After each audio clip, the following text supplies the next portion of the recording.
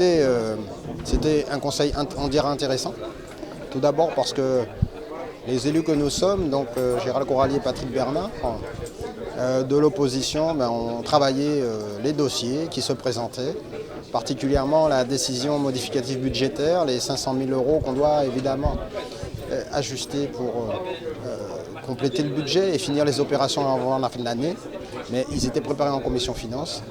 Et puis le changement du logo qui a été l'occasion, logo de la ville, et l'inscription de ce logo Ville du Volcan et Terre de Liberté sur l'ensemble des documents administratifs de la ville a été l'occasion d'un débat enrichissant sur le développement, j'allais dire passé et futur de la ville finalement, et sur l'intérêt qu'il y a, l'intérêt central, majeur, prégnant à revenir sur le site de la Soufrière, son accès et le développement qu'il induit pour Saint-Claude, hôtel, route ou emploi.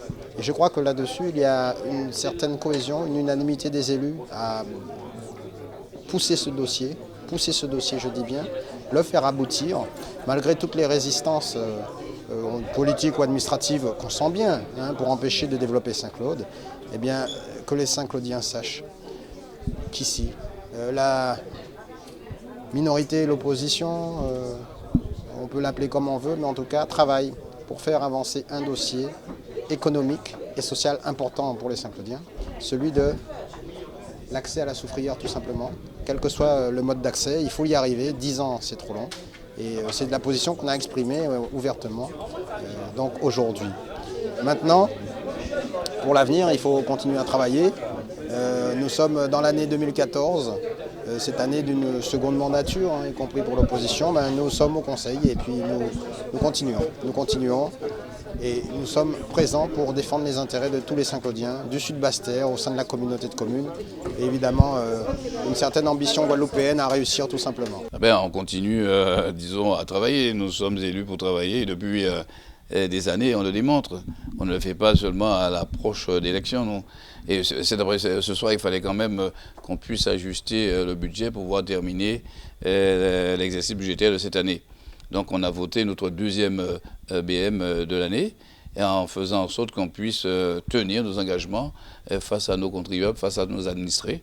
Et ce qui nous a plu, c'est de voir un peu l'unanimité dans le vote, minorité-majorité, comprenant que nous traversons actuellement une crise. Et par les temps qui courent, il faut qu'on regarde à deux fois avant d'emboliser leur fonctionnement. Et simplement, il y a des sujets sur lesquels on devrait s'entendre, je le dis depuis tantôt. C'est l'intérêt général qui devrait primer. Et là, ce soir, quand nous allons parler de développement de la ville, du potentiel touristique de la ville, du potentiel de développement de la ville et comment, parfois, nous avons des difficultés à trouver de véritables partenaires. Et la minorité, disons, de par ses interventions, nous a été en parfaite harmonie avec nous. Ce que je peux lui demander, c'est d'aller encore plus en avant sur des grands sujets comme le développement touristique, le développement à partir de la Soufrière, les éléments modernes de déplacement et, disons, et de développement touristique. On doit pouvoir s'entendre et aller jusqu'au bout du projet. Et après, maintenant, si on ne peut pas faire aboutir ce projet-là, mais Saint-Claude doit se trouver dans une belle unité. On doit partager l'objectif. Sur le développement touristique, sur le problème de l'hôtel Saint-Georges, on ne peut pas rester inerte là et à vouloir être de droite ou de gauche face à un hôtel qui est fermé, face à un restaurant qui ne fonctionne plus et face aux activités un peu particulières qui s'y déroulent. Voilà où nous étions. Et nous avons eu à remercier les élus de la minorité et de la majorité pour leur sens de la responsabilité.